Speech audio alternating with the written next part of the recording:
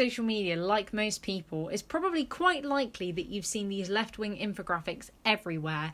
You've most likely seen them being reposted or posted on your friends' Instagram stories or even on self-proclaimed activism pages themselves. I mean, in essence, it has created a whole new way of virtue signalling.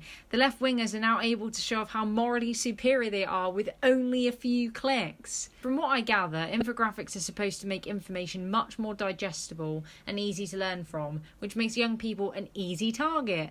So, why does this benefit the left, you may be asking? Because most young people don't do their research, or they just simply follow whatever political agenda everybody else agrees with.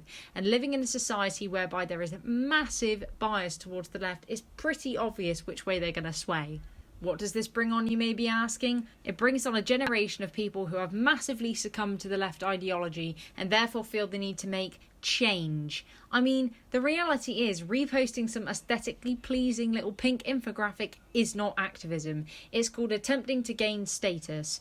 All you are doing is taking the time and effort to prove to your 100 or so followers on Instagram or whatever it might be, that you aren't sexist, for example.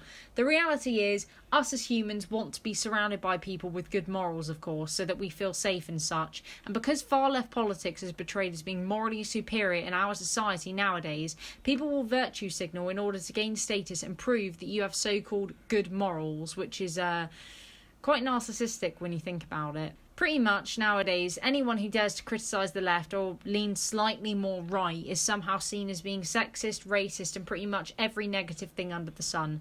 I thought liberalism was about liberty, having the right to have whatever political opinion you want and such. I guess, though, we live in a very prejudiced world, especially in the land of politics.